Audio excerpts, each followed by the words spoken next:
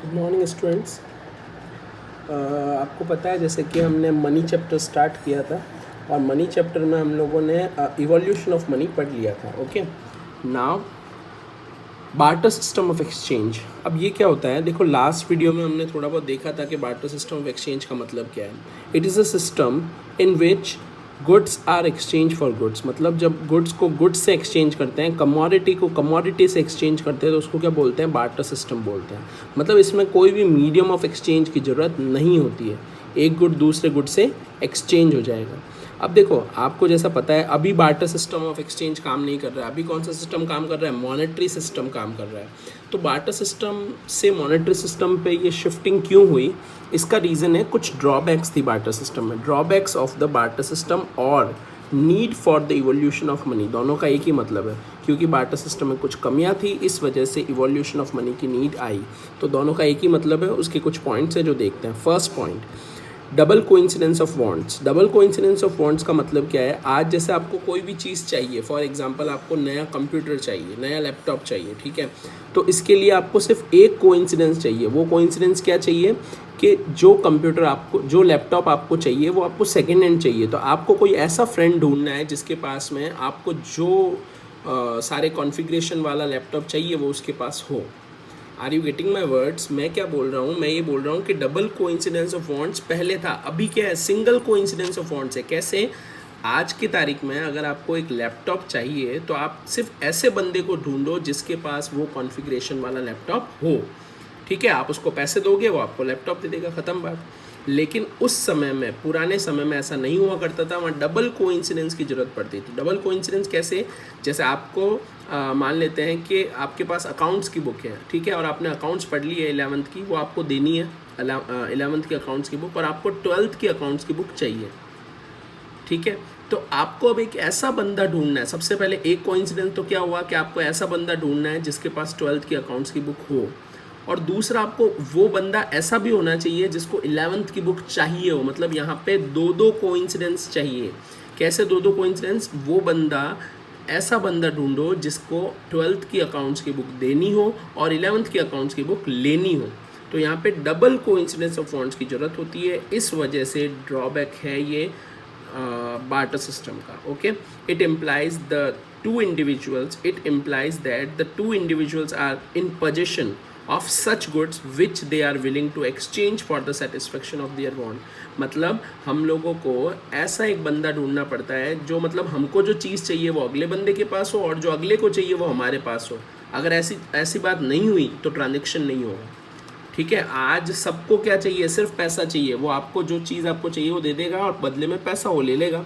लेकिन उस समय में ऐसा नहीं होता था। उस समय में आप अगर अकाउंट्स की बुक आपको चाहिए तो वो अकाउंट्स की बुक का पोजीशन लेके बैठा है, मतलब वो अकाउंट्स की बुक आपको दे देगा, बट उसको 11th की अकाउंट्स की बुक चाहिए जो आपके पास अगर नहीं होगी तो ये ट्रांजैक्शन नहीं हो पाएगा। तो इसलिए सबसे बड़ा ड्रॉबैक क्या था, डबल कोइंसिडेंस ऑफ वांट्स। दूसरा ड्रॉबैक देखो, दूसरा ड्रॉबैक है lack of the common unit of value. आज के टाइम पे जैसे हर चीज़ की प्राइस है, ठीक है, ऐसे ही उस समय में हर चीज़ की प्राइस नहीं होती थी। उस समय में कोई कॉमन यूनिट नहीं थी वैल्यू करने की। आज के टाइम पे हर चीज़ की प्राइस है, वो भी किस में है, रुपीज़ में। आप किसी भी चीज़ को लेने जाओगे, हर चीज़ क्या किस में बिकती है, रुपीज़ में बिकती है इन इंडियन इकोनॉमी। बट उस समय में ऐसा नहीं था। उस समय में कोई कॉमन यूनिट ऑफ वैल्यू नहीं था। हर चीज़ जो है वो डिपेंड करती थी कि अगला बंदा क्या दे रहा है। अगर मान लेते हैं जैसे आप जो है वो आटा बेचने का अगर काम करते हैं, तो अगर आप आटा बेच रहे हैं तो आपको यहाँ पर अगर मेरे पास में कोई बंदा आता है 1 किलो घी लेके, तो मैं उसको 5 किलो आटा देता हूँ। ओके, अब वही अगर मेरे पास में कोई बंदा आता है 2 किलो घी लेके, 2 किलो चावल लेके, तो मैं उसको हो सकता है कि 4 किलो आटा दूंगा। अगर कोई बंदा जो है वो आता है और मेरे पास में और कुछ भी नहीं लेके आता है और सिर्फ मेरे को ये कहता है कि भाई मेरे पास में कोई ऐसी चीज़ है जो कि आटे से कम वैल्यू रखती है, तो फिर मैं उसको वो 1 किलो चीज़ दूंगा। और पानी लेके आ जाता है, मान लो वो साफ पानी लेके आता है, तो क्या 1 लीटर पानी के बदले में मैं उसको 1 किलो आटा दे दूंगा? नहीं। अब यहाँ पर 1 किलो आटा नहीं दूंगा। तो आप देख रहे हैं, एक बंदा जब 1 लीटर घी लेके आया था तो बदले में मैंने उसको 5 किलो आटा दिया। दूसरा बंदा जो 4 किलो गेहूँ लेके आया था, यानी कि चावल लेके आया था, सॉरी 4 किलो चावल लेके आया था, तो मैंने उसको 5 किलो आटा दिया। ठीक है, आप समझ रहे हैं मेरी बात? अलग अलग चीज़ें जब आ रही है तो उसके बेसिस पे यहाँ पर उसकी वैल्यू भी अलग अलग होती जा रही है। लेकिन आज के टाइम पे ऐसा कोई भी प्रॉब्लम हमको नहीं आता है, क्योंकि आज के टाइम पे हर चीज़ की एक कॉमन वैल्यू है, दैट इज़ रुपीज़। आज आप भले ट्रैक्टर लेने जाओगे रुपीज़ में मिलेगा, आप चाहे लैपटॉप लेने जाओगे रुपीज़ में मिलेगा, मोबाइल, घर, बड़ी से बड़ी और छोटी से छोटी चीज़ रुपीज़ में मिलती है। लेकिन उस समय ऐसा नहीं होता था, उस समय डिपेंड करता था कि आप जो चीज़ दोगे उसमें उसकी वैल्यू की जाएगी। ठीक है। थर्ड आपके पास में पॉइंट है डिफ़िकल्टी फॉर फ्यूचर पेमेंट। आज के टाइम पे फ्यूचर पेमेंट करना पॉसिबल है, बट उस समय फ्यूचर पेमेंट करना पॉसिबल नहीं था। क्यों नहीं था उस समय फ्यूचर पेमेंट पॉसिबल करना? आप जिस कमोडिटी में डील कर रहे हैं उसकी फ्यूचर की वैल्यू क्या होगी किसी को भी नहीं पता है। फॉर एग्जांपल जैसे मैं सब्जी बेचने का काम करता हूँ, तो मेरे पास में जो सब्जी है फ्यूचर में वो क्या रह जाएगी, कुछ भी नहीं, तो मैं उसका पेमेंट किस तरह से करूँगा। बट आज के टाइम पे अगर मैं थोड़ा थोड़ा पैसा इकट्ठा करता हूँ, ठीक है, तो उसकी फ्यूचर में भी वैल्यू उतनी ही होगी। मैं रेगुलर क्या करता हूँ, मैं हर मंथ क्या करता हूँ, मेरे से कोई 10,000 रुपीज़ मांगता है, मैंने उसको बोला मैं आपको 10,000 रुपीज़ दे दूंगा, मुझे 5 महीने का टाइम दो। मैं हर महीने 2-2 हज़ार रुपये इकट्ठे करता हूँ, ठीक है, और एक साथ में जैसे ही मेरे पास 10,000 रुपये होते हैं 5 महीने बाद में मैं उसको 5 महीने बाद 10,000 दे देता हूँ। It is possible future payment अभी, लेकिन अगर हम पास्ट में जाएं इट इज़ नॉट पॉसिबल। क्यों नहीं पॉसिबल है? क्योंकि हम लोग फ्यूचर पेमेंट कर ही नहीं सकते थे बार्टर सिस्टम में। कमोडिटीज़ में फ्यूचर पेमेंट मुश्किल होता है। फोर्थ आता है डिफ़िकल्टी ऑफ स्टोरेज। सेविंग करना आज के टाइम पे बहुत ईजी है। हम लोग ईजी मतलब आसानी से किया जा सकता है सेव, लेकिन इन टर्म्स ऑफ रुपीज़, बट और जो भी चलता है डॉलर वगैरह किसी भी कंट्री में।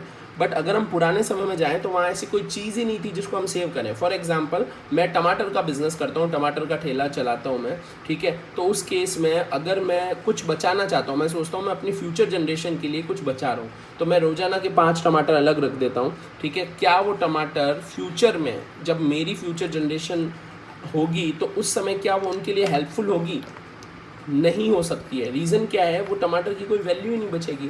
बट आज के टाइम पे अगर हम लोग देखें तो हम पैसा सेव कर सकते हैं अपने लिए और अपनी फ्यूचर जनरेशन के लिए, ठीक है। फिफ्थ आता है purchase and sales are single act. आज के टाइम पे परचेज, आपको अगर कोई चीज़ करनी है तो क्या कुछ बेचना ज़रूरी है क्या? नहीं।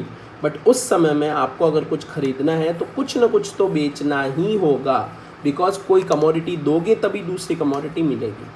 तो ये 5 ड्रॉबैक्स हैं इसके, जिसकी वजह से जो है हमने मनी जो है इवैल्यूएट किया था।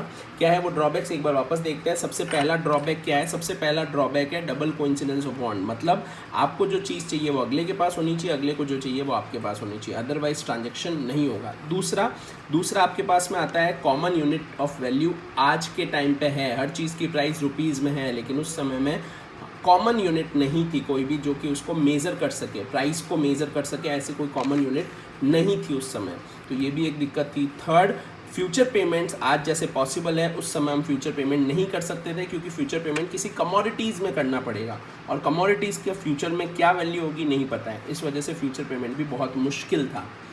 फोर्थ हमारे पास आता है स्टोरेज भी आज के टाइम पे पॉसिबल है, उस समय स्टोरेज भी पॉसिबल नहीं थी, ठीक है। और लास्ट में purchase and sales are single act. उस समय में सिंगल एक्ट था, बट आज ऐसा ज़रूरी नहीं है।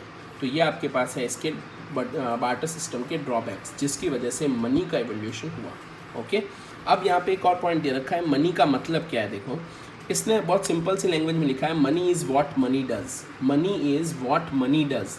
कई लोग होते हैं उनका जैसा नाम होता है वैसा ही काम होता है। कई लोग ऐसे होते हैं जैसा उनका नाम है वही उनका काम है। फॉर एग्जांपल, जैसे अगर मैं कहता हूँ कि अगर एक बंदा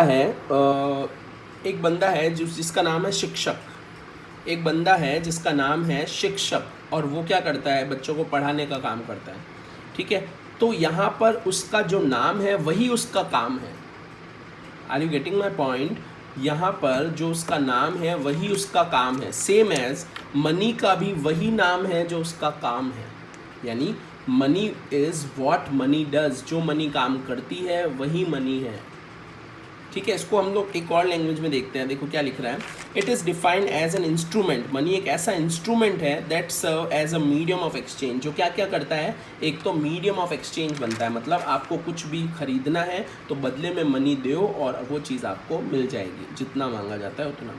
दूसरा, मनी एक और काम करता है, स्टोर ऑफ वैल्यू। ठीक है, मनी ने क्या किया है, जो भी बार्टर सिस्टम की ड्रॉबैक्स थी उनको सॉल्व किया है, तो मनी स्टोर ऑफ वैल्यू भी प्रोवाइड करता है। थर्ड, मनी जो है वो मेजरमेंट ऑफ वैल्यू भी देता है। कॉमन मेजर हमने यहाँ पे देखा था ना, प्रॉब्लम थी, तो उसको भी मनी सॉल्व कर रहा है। मेजरमेंट ऑफ वैल्यू भी मनी देता है। आज हर चीज़ की, हर कमोडिटी का मेजरमेंट किस में है, हर कमोडिटी की वैल्यू का मेजरमेंट किस में है, मनी में है। कोई चीज़ 5 रुपये की है, कोई 10 रुपये की है, कोई 10,000 की है, कोई 1 लाख की है, कोई 1 करोड़ की है। ठीक है, इसका मतलब आज हर चीज़ की वैल्यू का मेजरमेंट मनी ने किया है। ठीक है, आगे आपके पास आता है standard of the deferred payment, मतलब future payment. Deferred payment means future payment. Future payment करना भी आज मनी की वजह से पॉसिबल हुआ है। तो money is what money does भी आप लिख सकते हैं, या ये भी लिख सकते हैं कि एक ऐसा इंस्ट्रूमेंट है जो सर्व करता है medium of exchange, store of value, measurement of value, standard of deferred payment. Okay, तो ये आपके मनी की डेफिनेशन होगी। मनी की डेफिनेशन CBSE का 1 मार्क का सबसे पसंदीदा क्वेश्चन है, जो CBSE बार बार पूछता है, तो उसमें आप ये डेफिनेशन लिख सकते हैं। ओके, अब आते हैं आपके पास फंक्शंस ऑफ मनी। मनी के फंक्शंस क्या हैं, देखो इस डेफिनेशन से इसके फंक्शंस आ रहे हैं। इसके अलावा आपको कुछ एक्स्ट्रा नहीं पढ़ना है, वो डेफिनेशन पढ़ लोगे तो इनडायरेक्टली उसमें फंक्शंस कवर हो जाते हैं।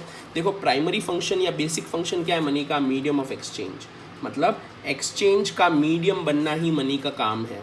अगर कोई बंदा कुछ चाहता है तो आप उसका मनी, उसका एक मीडियम ऑफ एक्सचेंज बनेगा, मनी दो बदले में वो चीज़ मिल जाएगी। ठीक है, और सेकेंडरी फंक्शन क्या है, सेकेंडरी फंक्शन है store of value, measurement of value, standard of deferred payment. तो अपन ने जब मनी की डेफिनेशन देखी थी तो उसमें ये सारे फंक्शन देखे थे ना। अगर आप मनी की डेफिनेशन भी देखोगे ना तो उसमें ये लिखा हुआ है, money is a instrument that serves medium of exchange, store of value, measurement of value and standard of deferred payment. तो मतलब मनी की डेफिनेशन में ये फंक्शंस ऑलरेडी कवर हो जाता है।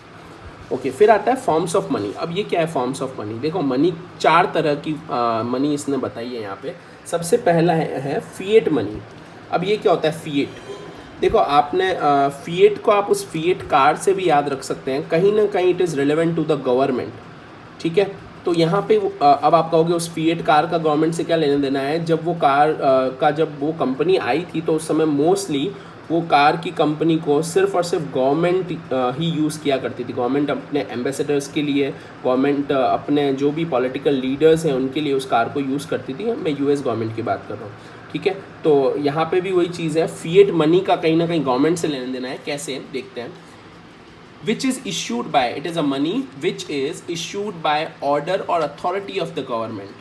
मतलब जो गवर्नमेंट के ऑर्डर और अथॉरिटी से आती है उस मनी को हम लोग क्या कहते हैं, फिएट मनी कहते हैं। It includes all coins and note issued by the government. इसमें सारे के सारे कॉइन्स और नोट्स आ जाते हैं, जिसको हम लीगल टेंडर और करेंसी कह सकते हैं। ठीक है, लीगल टेंडर करेंसी तो ऑल कॉइन्स और नोट्स होते हैं। देखो लीगल टेंडर करेंसी मैंने क्यों बोला है, 500 रुपये का पुराना नोट भी गवर्नमेंट ने ही इशू किया था, तो क्या वो फिएट मनी है क्या, नहीं, वो फिएट मनी नहीं है, क्योंकि वो अब लीगल टेंडर नहीं रह गया है। तो लीगल टेंडर होना भी ज़रूरी है। गवर्नमेंट इशू करती है लेकिन वो लीगल टेंडर होना चाहिए, मतलब अभी के टाइम पे गवर्नमेंट का लीगल टेंडर अगर होगा तो ही वो फिएट मनी कहलाएगा। ओके, फिर आता है आपके पास फ्यूडिशरी मनी। अब ये क्या होता है फ्यूडिशरी, फ्यूडिशरी मनी में इसने लिखा है which is issued by the individuals और फर्म। देखो क्या ऐसी भी कोई मनी होती है क्या जो इंडिविजुअल और फर्म इशू करती है, होती है बिल्कुल। देखो जैसे 2000 रुपये का नोट है या 500 रुपये का नोट है या 100 रुपये का नोट है, इन सब नोट पे किसके साइन होते हैं, जिसने इसको इशू किया है।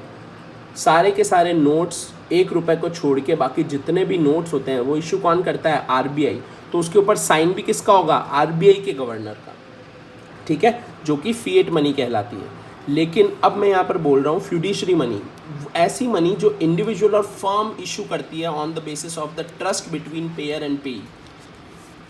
वापस पढ़ते हैं, देखो fiduciary money which is issued by individual और firm on the basis of trust between payer and payee. Payer और पेई जो है ट्रस्ट के बेसिस पे एक दूसरे को जो इशू करते हैं उसको हम लोग कहते हैं फ्यूडिशरी मनी। एग्जाम्पल जैसे चेक, चेक पे किसका साइन होता है, चेक पे किसका साइन होता है, चेक पे साइन होता है हम लोगों का, या किसी इंस्टीट्यूट का या किसी फर्म का, तो इसका मतलब वो फ्यूडिशरी मनी है। जहाँ साइन गवर्नमेंट का होगा वो फिएट मनी, जहाँ साइन हमारा होगा या किसी इंडिविजुअल का होगा या किसी फर्म का होगा उसको हम कहेंगे फ्यूडिशरी मनी, यानी कि चेक उसका एग्जाम्पल है। इसके एग्जाम्पल क्या है? सारे के सारे कॉइन्स और नोट, और इसका एग्जाम्पल है चेक। ओके, ये दोनों एक दूसरे से मैंने कोरिलेट इसलिए करी है क्योंकि एक गवर्नमेंट इशू करती है और एक कौन इशू करता है?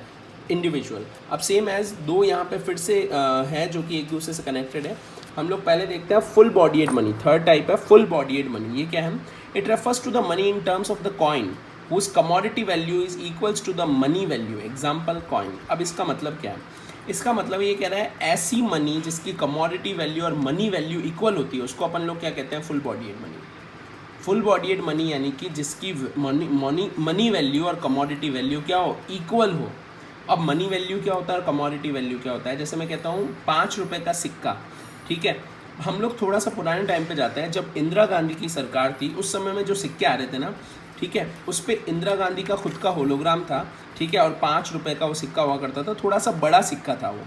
कहा जाता है कि उसमें कहीं ना कहीं सिल्वर को भी इंक्लूड किया गया था। जब वो सिक्का बन रहा था तो उसमें सिल्वर को इंक्लूड किया गया था, ठीक है। तो उसकी मनी वैल्यू तो कितनी थी उस सिक्के की? 5 रुपये। उसके ऊपर प्रिंटेड था, उसके ऊपर छपा हुआ था ना, प्रिंटेड नहीं कह सकते, उसके ऊपर कहीं ना कहीं एक मार्क किया गया था कि 5 रुपये उसकी मनी वैल्यू है।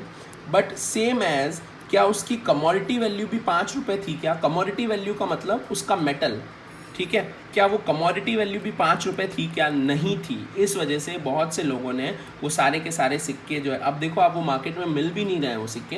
रीज़न क्या है? वो सिक्के लोगों ने मेल्ट किया और उनका मेटल सेल किया।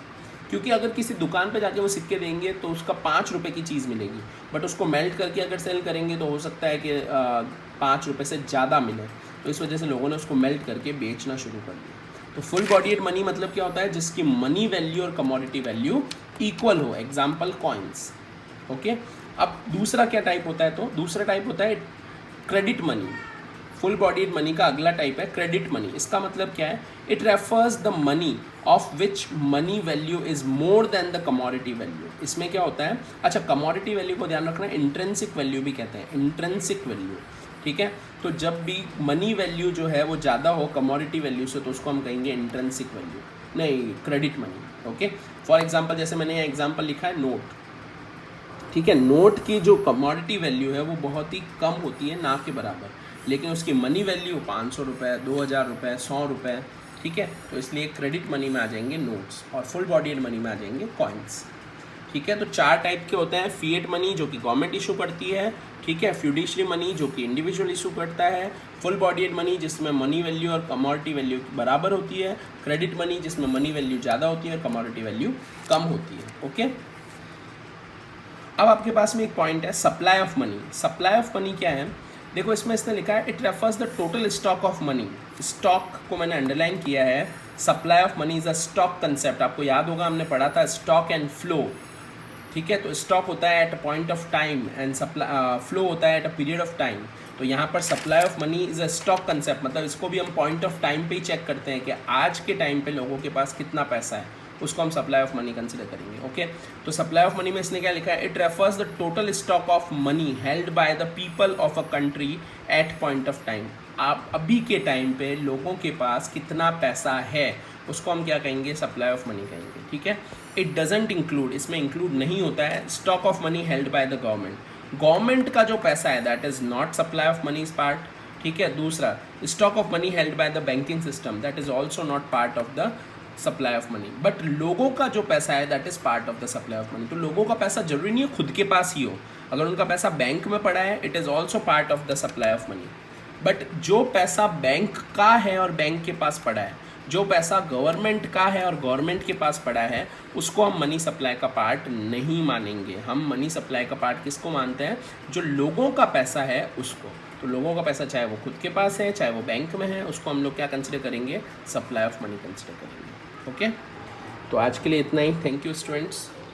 वीडियो को देखते रहें बेटा और इसको लाइक करें, कमेंट करें, शेयर करें। Thank you.